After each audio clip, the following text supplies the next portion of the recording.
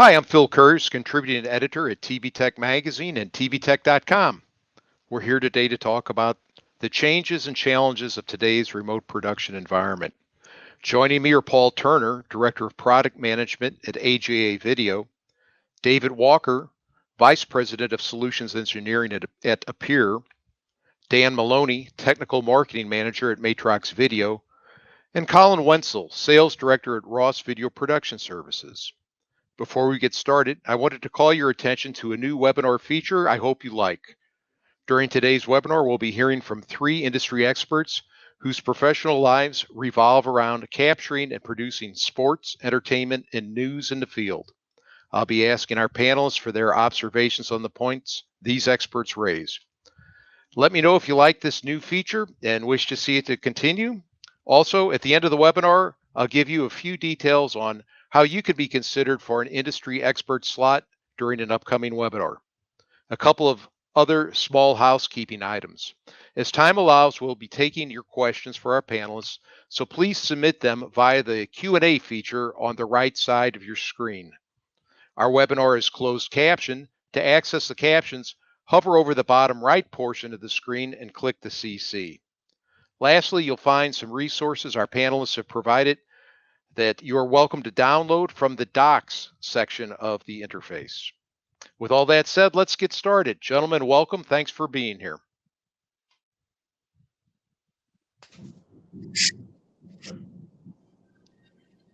Dan, where do we stand today with what I'll call cloud-based REMI workflows, and are the latest trends in ground-to-cloud contribution? What's happening in that space?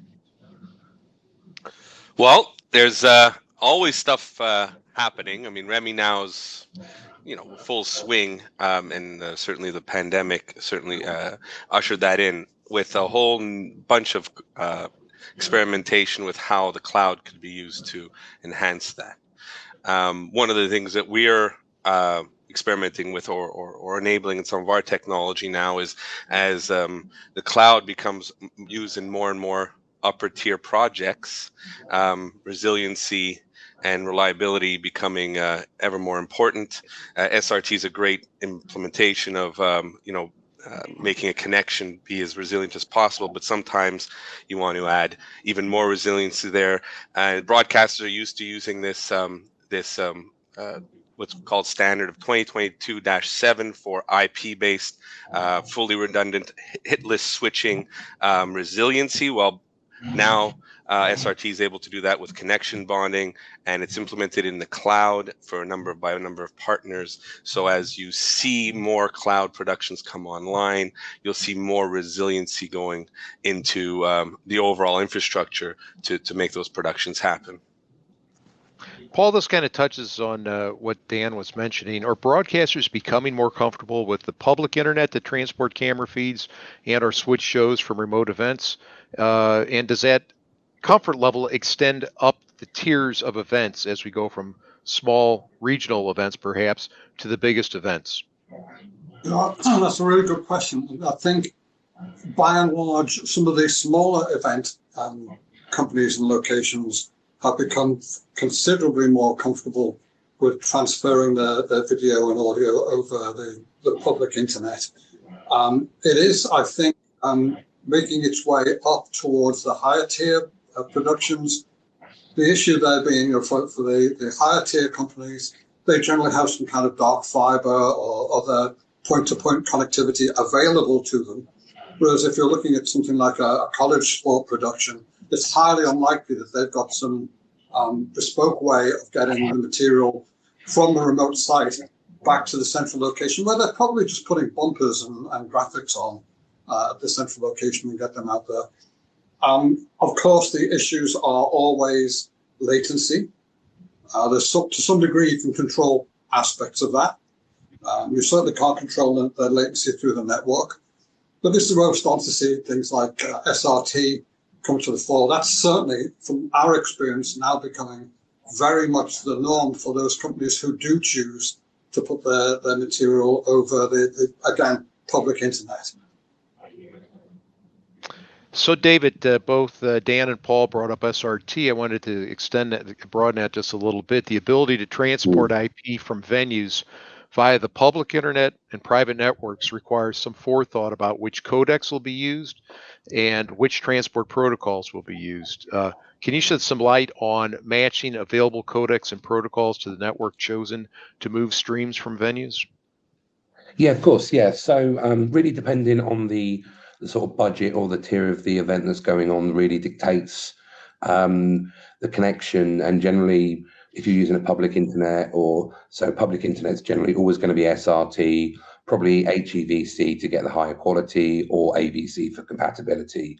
If you're lucky enough to have a venue or a stadium that has a dark fiber connection or a direct connect type connection there, you would probably look at using something like JPEG XS or TRO7 to minimize your latency and also maximize the quality of it. But generally, when you're talking about these, the content producers are kind of looking at the cost, the viability of the cost, the production value, and the flexibility of it. So generally, yeah, as I was saying, if you've got private connection, as Paul was saying, you would use something like TRO7, TRO8 with some JPEG XS.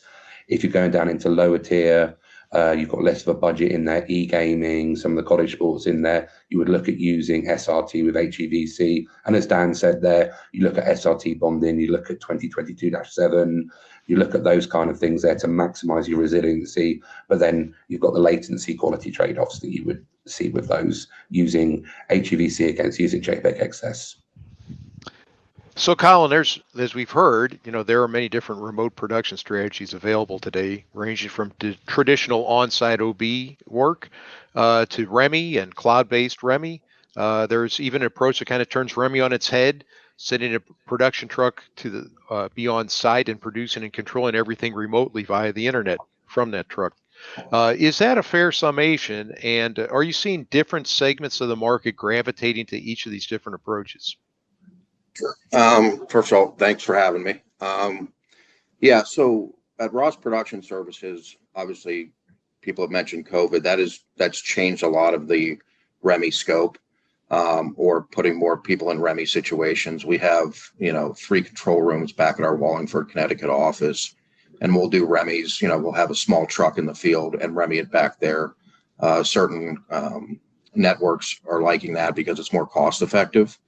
But we have also come up with a distro solution where we have people with Ross production switchers, Mira replay servers, Expression from their home. And they have a 1 gig internet pipe. They can remote into the truck, and we do the broadcast from there. We have TD/directors working from home, as well as the graphics operators. Audio is still an issue that we have on site. We're figuring that out.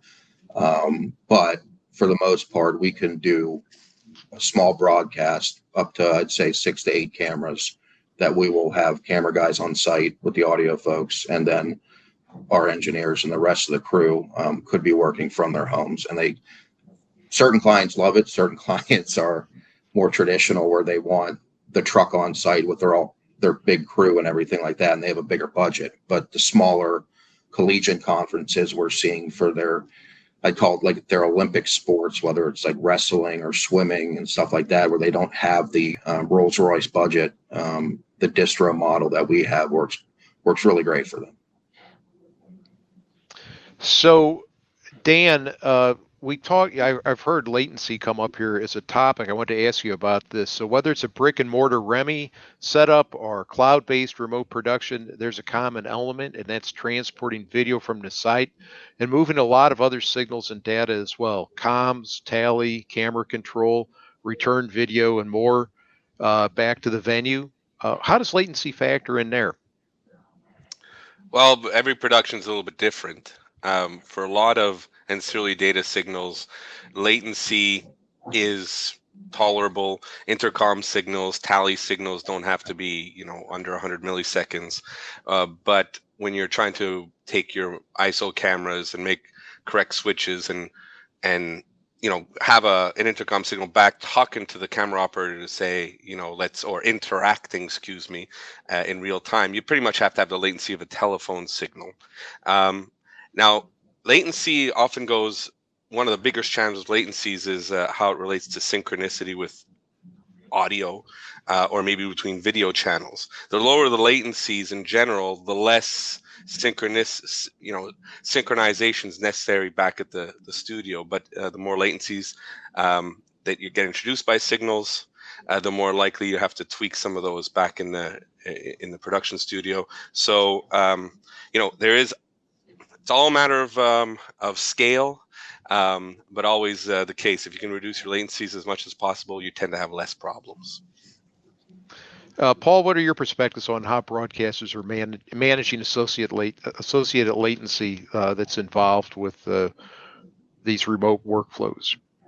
Well, to some degree, to David's point, the codec choice can define just how much of an issue you're going to have with the, generally speaking, AV latency. Right? That's what most of the problems that these workflows fall into or fall foul of. This is where the streaming question comes in. If you're using a JPEG XS, probably a frame, maybe a little less than a frame in terms of the latency through the encoder.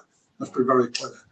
But as you go for the more sophisticated codecs, and by more sophisticated, I mean more complex to actually facilitate, you start dealing with things like GOP length. Quite often people will choose a GOP length to minimize the average bandwidth they'll need to use for transferring their video. Well, as soon as you go for a 2-second GOP length, you've got a 2-second latency basically at the encode end, because you've got to open the lock at the GOP and close the GOP, and the receiver itself then has to be able to get all of those I frames and B frames and P frames to be able to reproduce the video. And those are the laws of physics. It takes a certain amount of time for the encoder. And we've seen some pretty extreme numbers in the field. One customer, we modified one of our digital audio products to allow you to put 100 frames of audio delay in to compensate for the overall path. So these things are not 2 frames, 5 frames, 10 frames of error. They can be anything out to hundreds as the signal goes through encoding, decoding, maybe some frame syncs at the central location, maybe some additional processing to add closed captioning. That doesn't happen for free. As you go through all of that processing, these numbers really do add up. I think most of our customers now have a pretty good handle on it, but nonetheless, this is something you have to plan for as you decide on the encoder you're going to use, the protocol you're going to use, and the transmission method you're going to use, because all of those are going to add delay to the signal. And that might well force you to a higher technology JPEG XS type approach if you cannot tolerate some of that delay. A perfect example though would be sporting events. There's a lot of online betting goes on at sporting events, and they are absolutely critical about their latencies, because there's an unfair advantage that somebody can get higher up the stream, and that leads to lawsuits. So these latency issues are real, but at least we understand the technology of correcting for them. So, David, there is, it seems to me, besides latency, some other issues that have to be considered, and maybe they have to be balanced out. It's specifically, you have latency, there's the need to support redundancy, and there may also be the necessity of providing for security against this backdrop of what the available bandwidth is. Do you have any insight into how you can go about balancing those goals?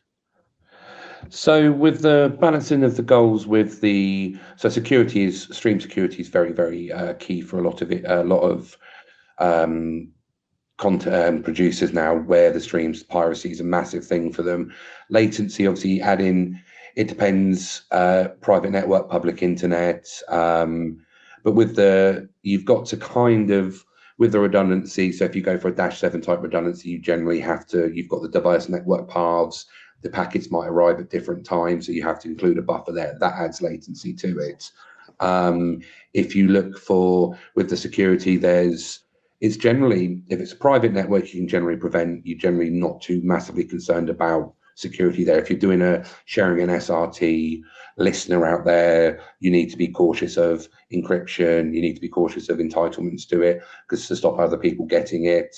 But generally, I was going to say that obviously the need to minimize latency with the backdrop of available bandwidth is you would go for something like on a private network, a JPEG XS TR07 encapsulated in SRT, and then if you needed to do some security on that, you could stick in an AES 128 or 256 encryption there. But encrypting the streams obviously going to add a little bit of latency because the decoder has to decrypt it.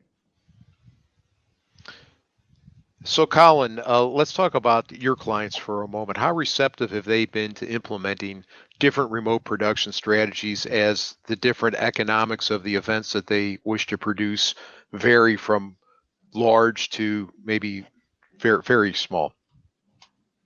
Yeah, so for us, for the transmission side and dealing with latency and stuff, we have partnered with a transmission company. And we have encoders and decoders at our Wallingford facility and in our trucks, which has worked out very well. On the Ross product side, I say this all the time, Ross has a ton of products. They continue to innovate. One thing that we are trying to do is figure out maybe that innovation piece through OSG cards to do, REMIs and just on-site productions via those instead of, we're not trying to become a transmission company or anything by any means, but I think we kind of want to figure it out as a whole on, what works, what doesn't. The latency issue has been a thing. It's getting a lot better, but for streaming services, like Paul had mentioned, it's been a factor. I told you guys when we were backstage on this, I was doing a music festival and it was a live stream. So the latency issue is key. Luckily, we didn't have any issues, but having that big internet pipe, the dark fiber, that is all a factor when it comes to the remote productions that we're doing. And then also getting the REMI style shows back from the truck to our Wallingford studio, or, if we're sending, REMI feedback to a network, same deal.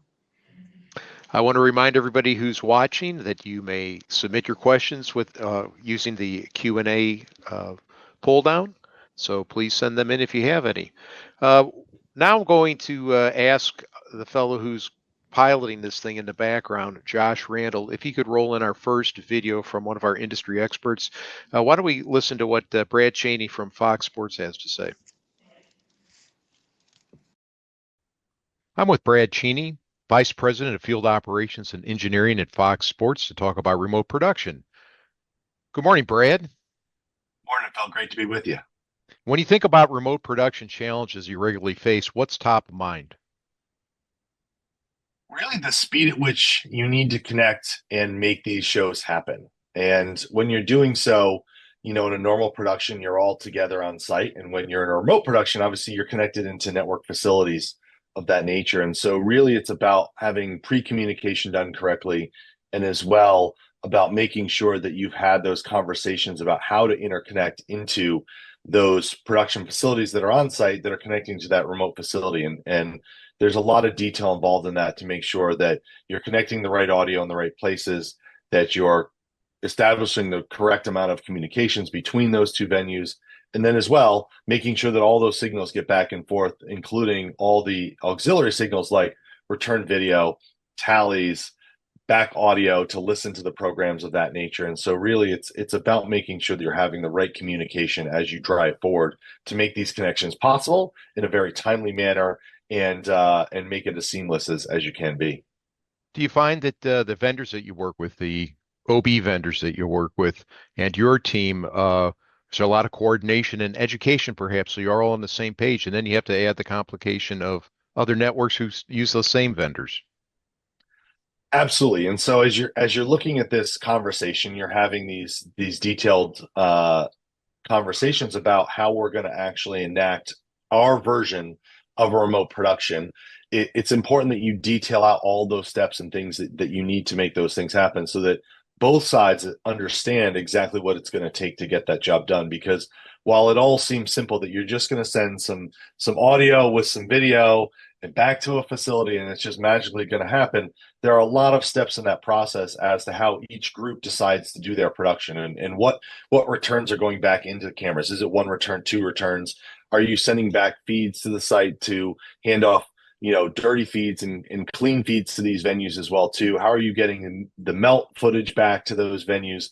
How are you doing all those things, and where are those things enacted? Because there are build periods that are inherent to what goes on, and building the router out and doing those things, matching the audio up, and then understanding as well as you're troubleshooting that day and getting going where those points are at which there are gaps or holes that exist, so that when you decide to say that in a college basketball game that you want, the shotgun mics in these spots on the embedded signals coming back on the encoding paths, that they're in the right spots and you're hearing the right things, so that when the mixer goes to fade up the left basket, he hears the left basket, not the right basket.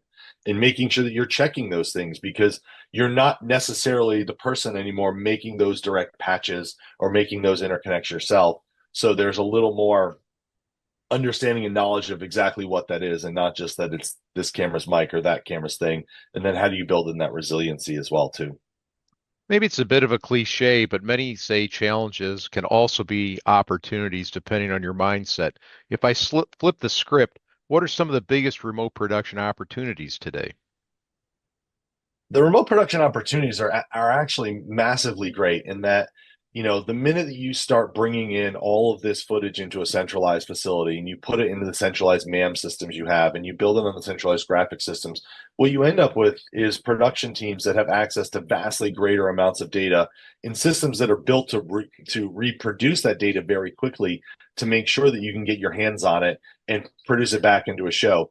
The other benefit of this has always been that you end up with production teams that are doing home and away broadcasts in sports that normally would never have seen that, where you'd have two different crews in cities handling those shows. And so you get a greater understanding of the teams, which leads to greater value in production, and really drives up exactly what we're trying to do here, which is produce the most compelling broadcasts out there.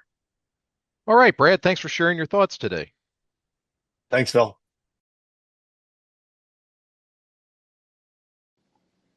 Okay, I'll turn to our panel.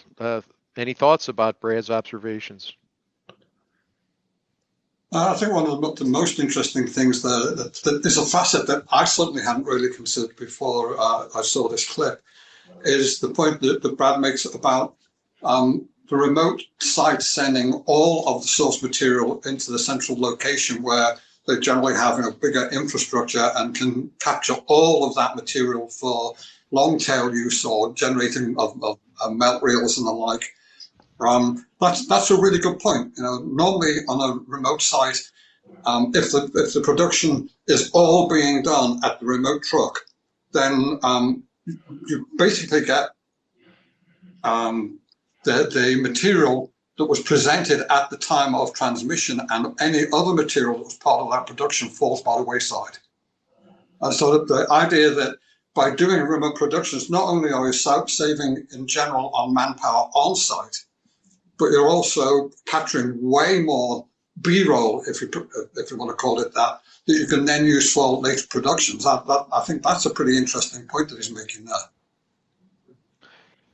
there. Colin, I was curious, sitting in your seat, what your thoughts might be working with one network or one broadcaster for one show, and then dealing with someone else for the next show, and trying to address some of these issues that Brad raised about one doing things one certain way and another doing it differently, and trying to just make that go as smoothly as possible.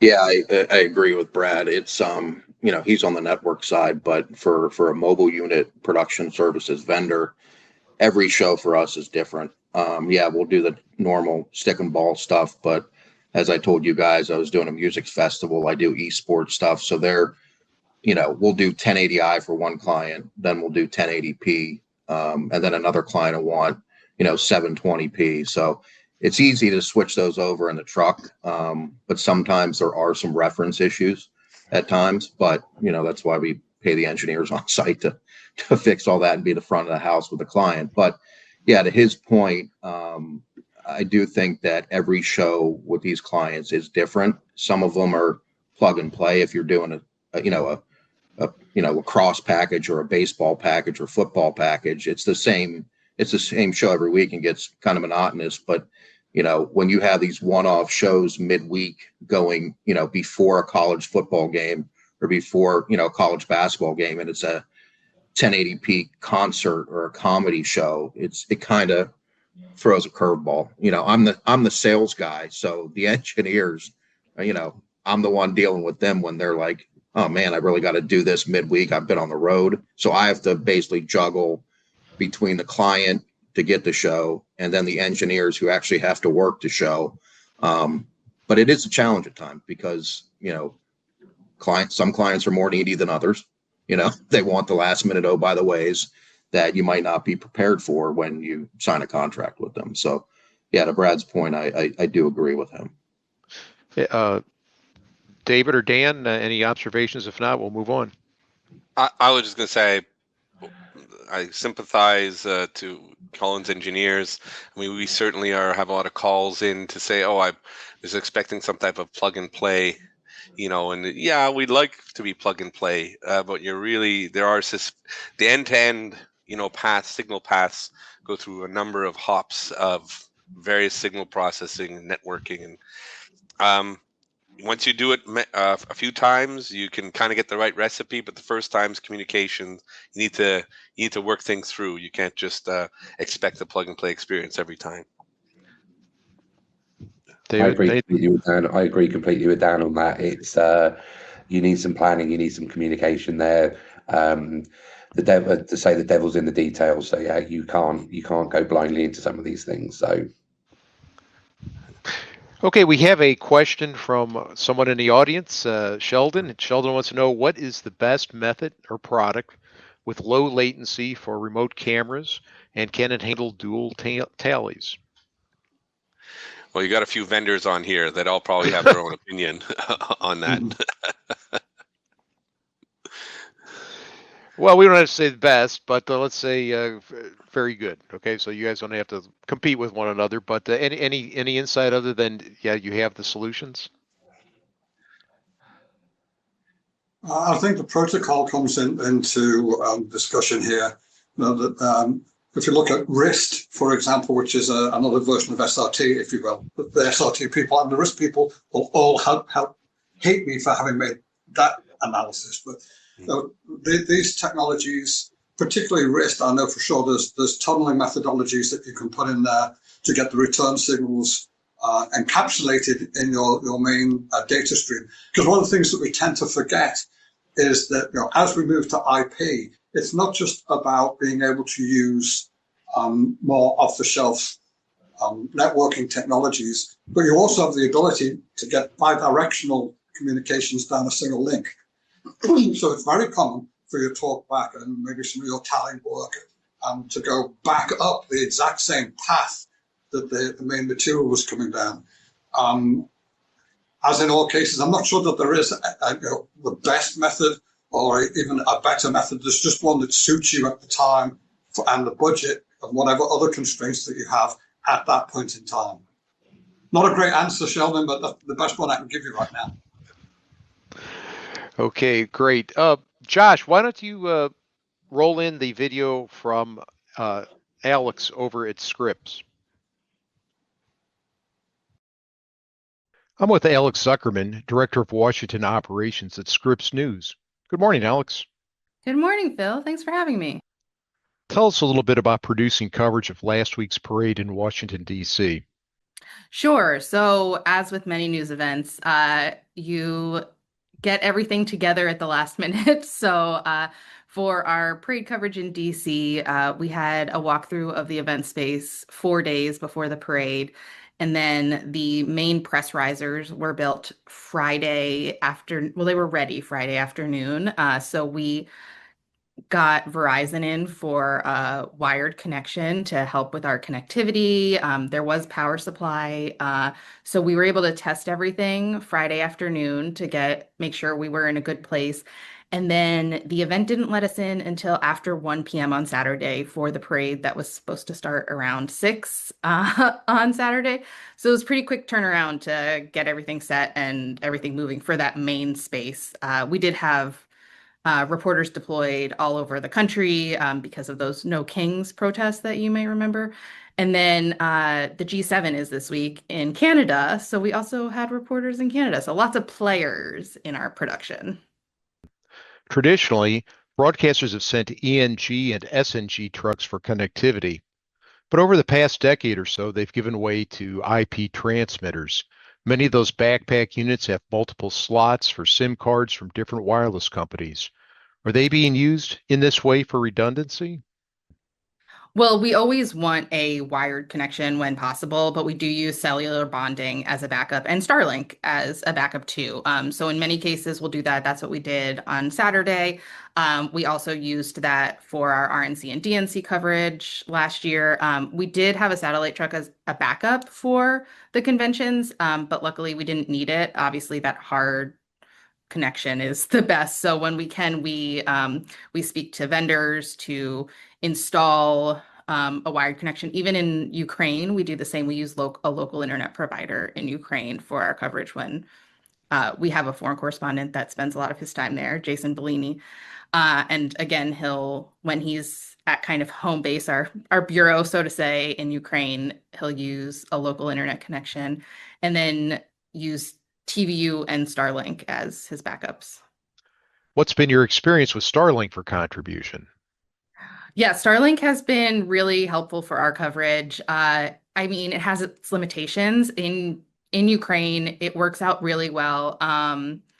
When next week, our reporter is going to the Donbas region, and that will be the main connectivity source. So we rely on it. He attaches it to the top of his car. It works out well. There are limitations during the solar eclipse. You might remember there was a lot of cloud coverage. People weren't sure if they were going to be able to see the eclipse because of the cloud coverage, and that can be hard with Starlink sometimes. The weather really does impact the use of it. But again, we used it as our backup when we were doing the Iowa caucuses, and that was a very snowy, cold weather event, as you know, January in Iowa. So it does serve the purpose as a backup as long as the right weather conditions are there. And when it comes to connectivity, I'm guessing that in a news situation, the most important thing is to get the video back. You would like to have the best quality possible, but there may be a little more tolerance there so you can get the video back as opposed to some of the other folks that I've been interviewing. Is that kind of the case? And generally speaking, is the encoding and all of the technology that goes into trying to maintain a quality under whatever the circumstances are for your connectivity there to meet your needs?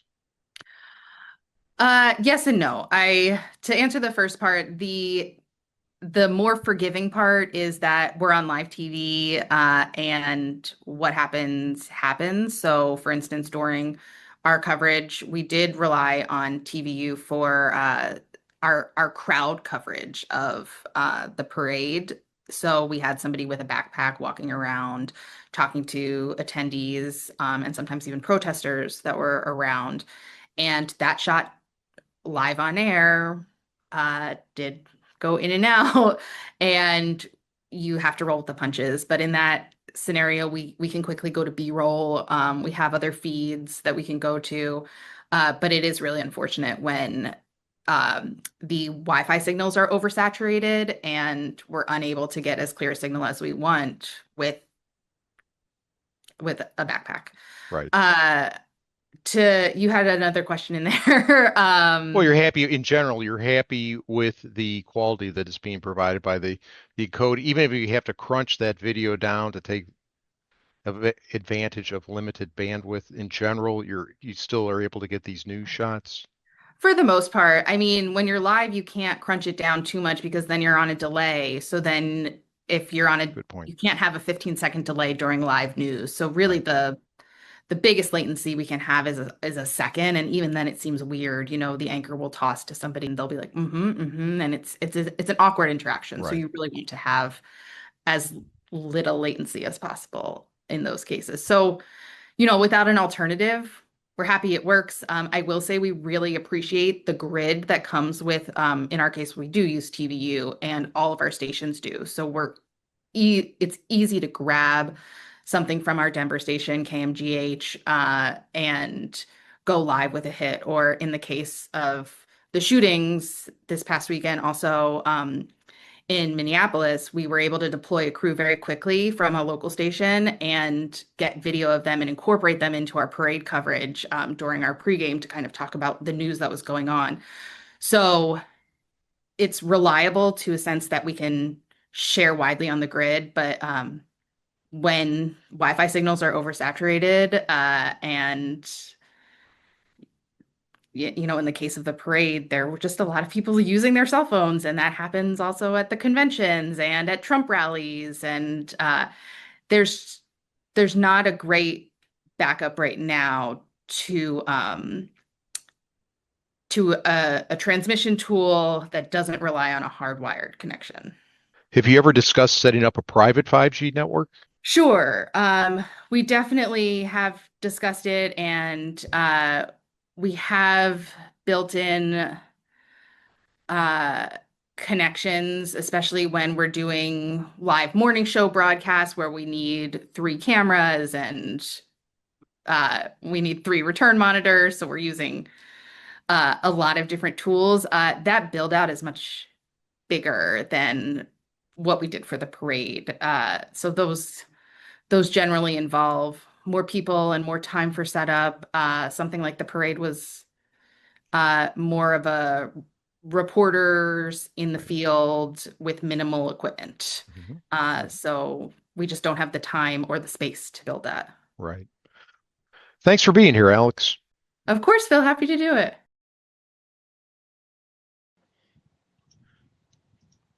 Okay. Any reactions?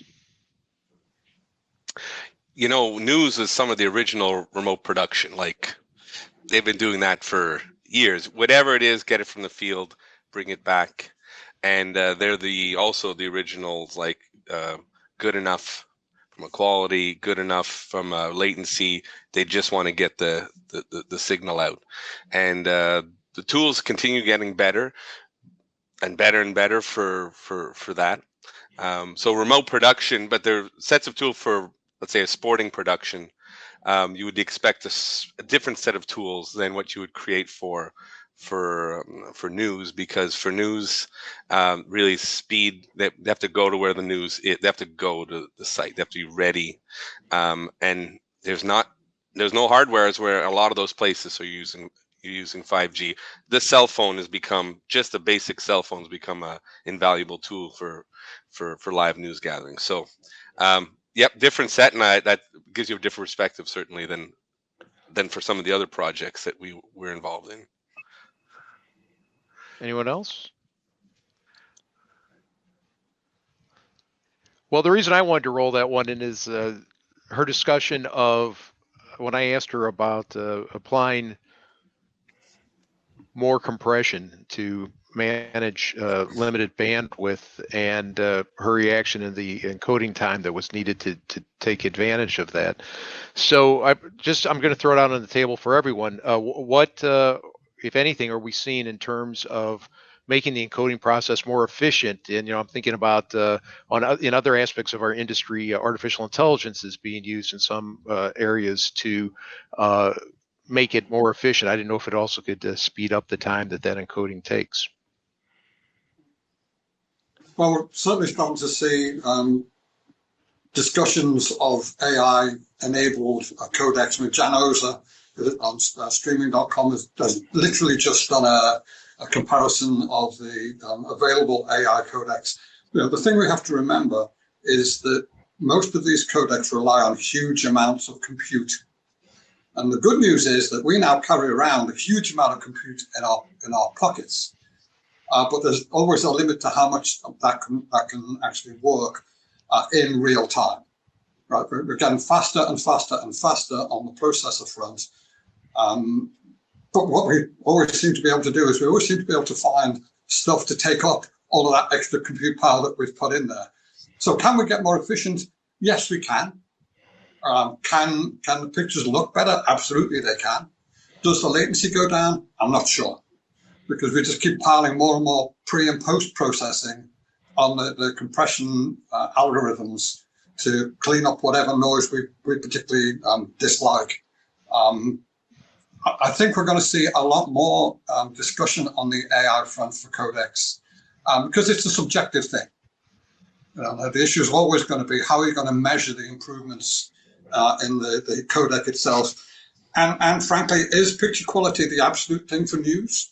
One can argue not. And years and years and years ago, I worked for the BBC, and we would never, quote, quote, quote, never put 3/4 inch live on air. And then 1 or 2 news events happened that were captured on VHS by a citizen journalist. And guess what happened to those technical standards? Right. It went to air. Sure. Yeah. Sure. Other David, thing looks with like the you want AI to say something. Yeah, look, the other thing with the AI as well, it's heavily dependent. So AI codecs tend to be content aware. So they need to go through training. They need to get understanding of it. So depending on the vendor, depending on the codec, where are these learning models coming from? Who's teaching this? So with the AI, you have to feed material into it and have to say to it, this is baseball, this is football, this is soccer, this is news. And the question you've got here is I understand that you can move data a lot quicker than video, but the question here is, if AI recreates an image, is it actually the original image? Is it open to manipulation? Is it open to reading it correctly? So when you get into some of these AI codecs, I mean, the content aware stuff is amazing for catching metadata, which we can use further on in the chain. But obviously, if it recreates the image, if it moves it to data that comes back, is it as detailed as the original? Is it open to, we talk about the sort of truth factor as well in this. If you get AI involved in there, I understand, for me, for sort of AI and video codecs should be for us to enhance how the encoding algorithms work against certain types of sports content, whether we're looking at the grass that never really moves in certain sporting events, or the high motion bits that it's like you talked about. I don't know if anyone else picked up, there was going around for area of interest. So there was a case of using variable bitrate on area of interest. That's an AI-based model there that uses a learning model that picks up on the type of sport and where the area of interest and where the eyes will be. So therefore you can save bits by ignoring stuff on the edge of the pitch, which to some true video people will absolutely hate. They pick up blurs on grass when it's not even on there. But obviously it's a case of compression, saving bitrate, but will it save quality as Paul, will it save latency as Paul says? I don't know. I really don't know. Because if you translate it into data, is it actually still a proper video? So yeah, it's a very contentious subject at the moment, AI codecs. Colin, one of the things I asked Alex about was a private 5G network. Are you seeing any of your customers experimenting with private 5G, either for contribution like on a REMI sort of situation or in some other ways? Not at the moment, to be honest with you. Like I said, we've partnered with some different providers, but it all for us, from being a remote vendor, it's all based on what the networks or client wants.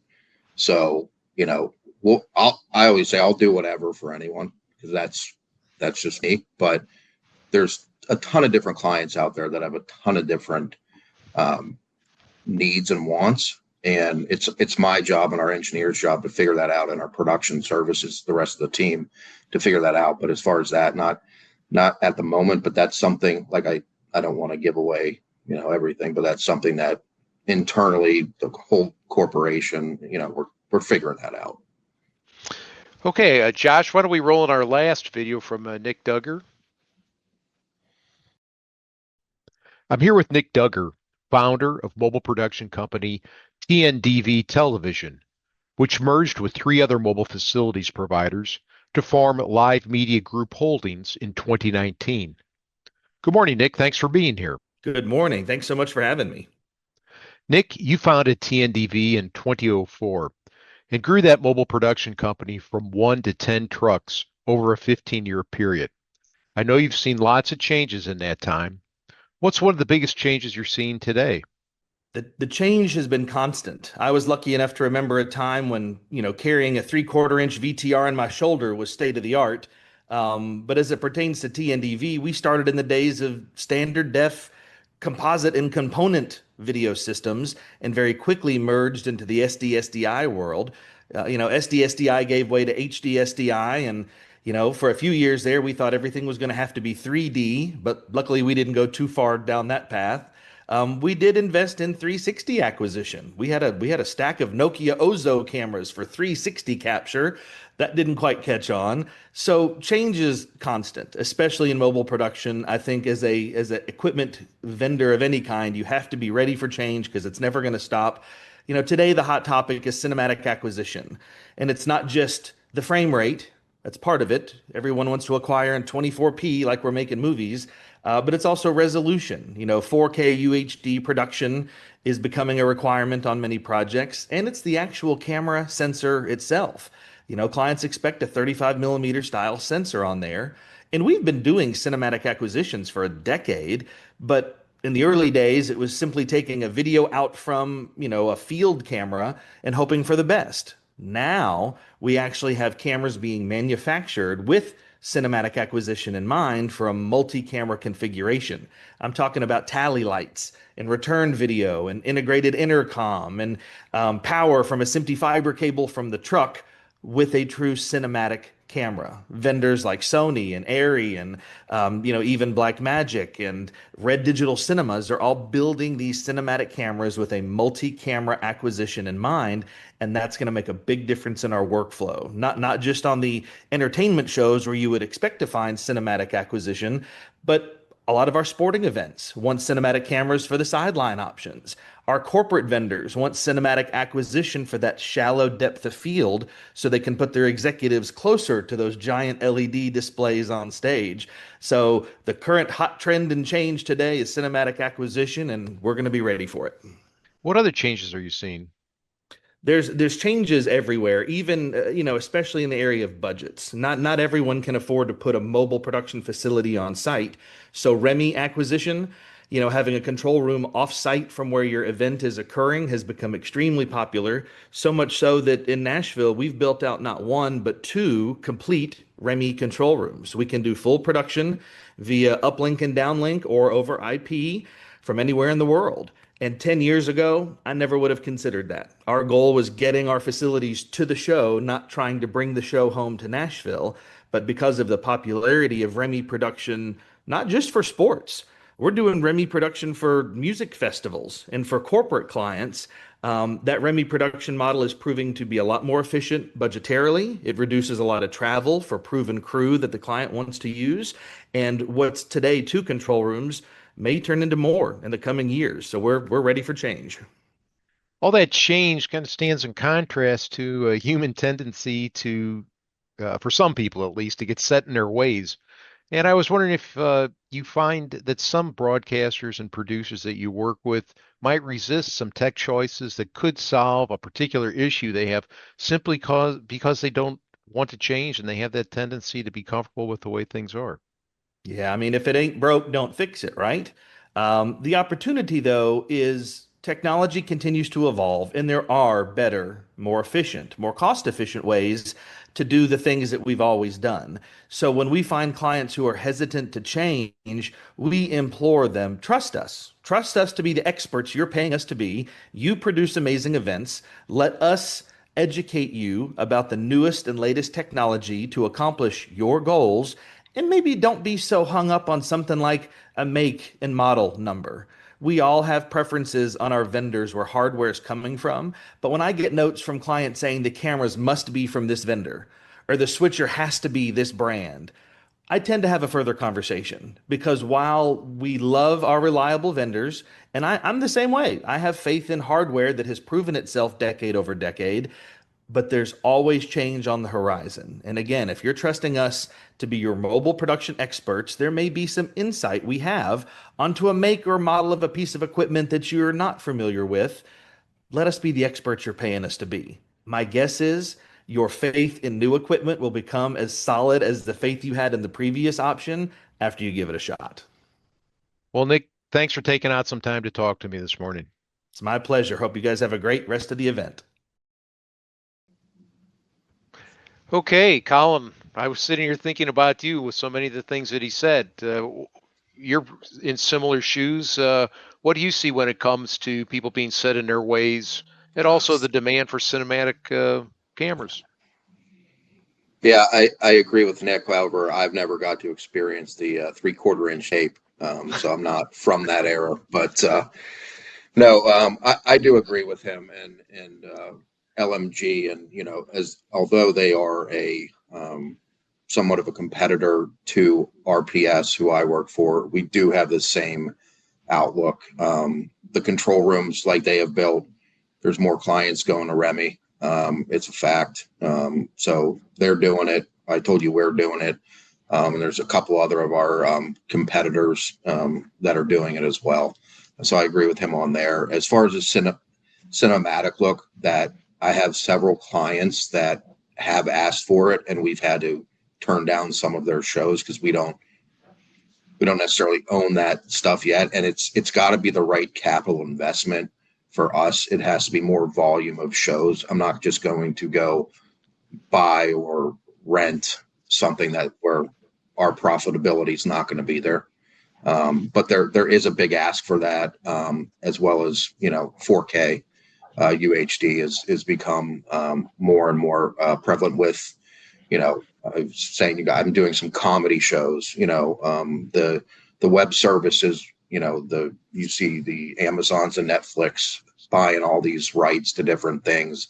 They want the latest and greatest, fanciest style looks. And so, yes, to your point, 4K is there. 1080p HDR.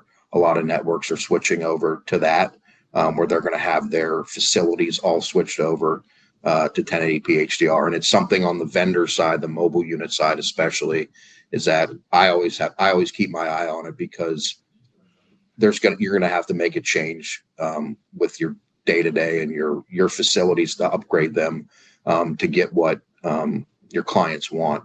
But like I said, it's a big capital expenditure, and that's something the juice has to be worth the squeeze, right? So as we prepare for new units or new builds or new equipment, it's something that we in hopes partner with our vendors, or our networks rather, to fulfill what they want, but also making sure it's a budgetary constraint for us too. Gentlemen, any other observations? I'd just like to hit on the cinematic look one more time. No, this is absolutely something that we're seeing customers go for.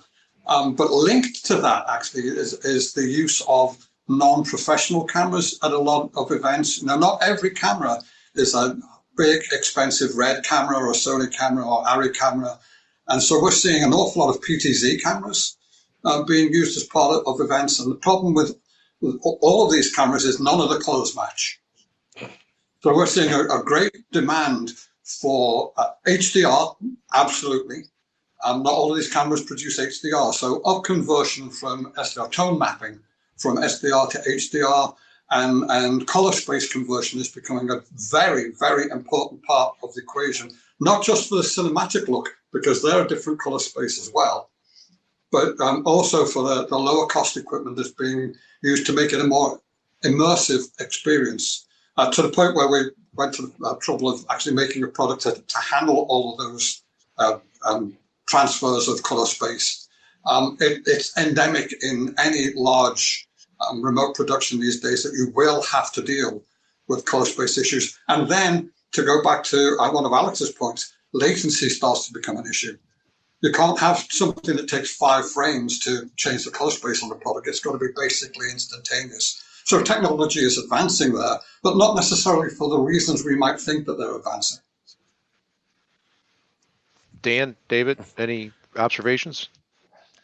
I would say quickly that I think what he nailed it on the head when he said, talk to your partners. Not any of us have the best solution for all workflows. So whoever the solution provider is for that project, listen to him, what he has to say, his experience, and there might be a slightly better tool for what the project entails. There's an awful lot of technology out there, and nobody can be up to. And sticking with the same guy year after year might be okay, but you may be missing out on opportunities. Mhm.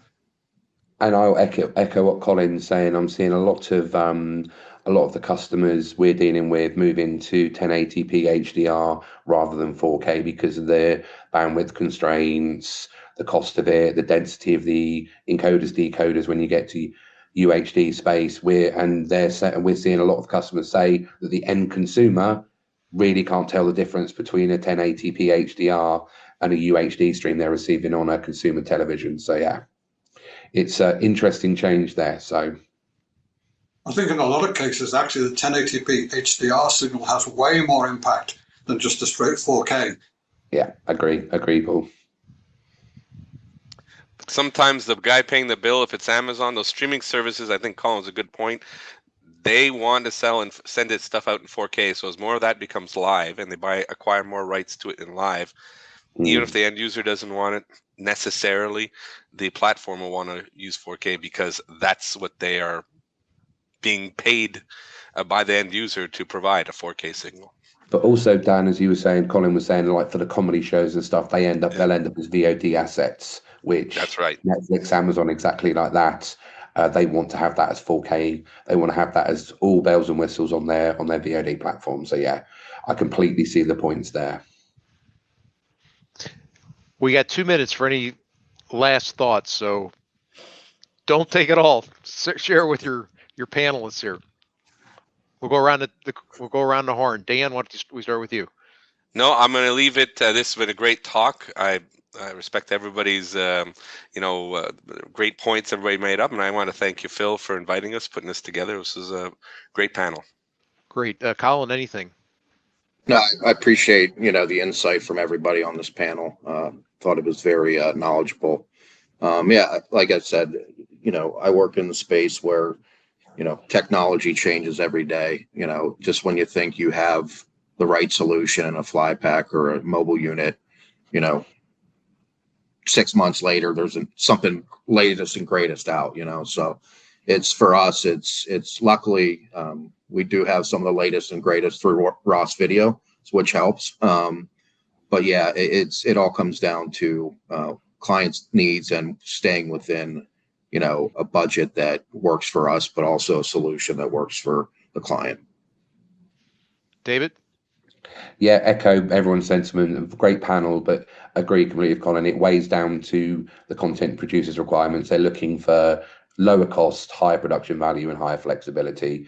And I think that's where we're seeing that's the common messaging theme I'm hearing from all these videos and hearing from everyone, the great inputs that we've had from this panel. Paul? For the sake of completing the love fest, I also have appreciated everybody's comments here. Very, very knowledgeable group of people to work with. I think one of the things I'm going to walk away with is the note about trust us to be the experts that you are paying us to be. And that rolls all the way up to the equipment manufacturers. We're all ears. We're willing to help wherever we can across all of our companies. And expertise is out there. Reach out. Technology is changing. Thank you. Well, that's all we have time for today. I want to thank our panelists, Paul Turner, David Walker, Dan Maloney, and Colin Wenzel. I also want to thank our industry experts, Brad Cheney, Nick Duggar, and Alex Zuckerman. I'd like to hear from you about our new format. Also, we have monthly webinars in the works between now and the end of the year. If you would like to be considered for an industry expert slot, email me at tvtechphil.webinars@gmail.com. This slide shows our topics. If you have experience in any of these areas and have something to say, let me know. Lastly, I want to remind you to check out my stories and those of my TV Tech colleagues at tvtech.com. Thanks for watching. Goodbye.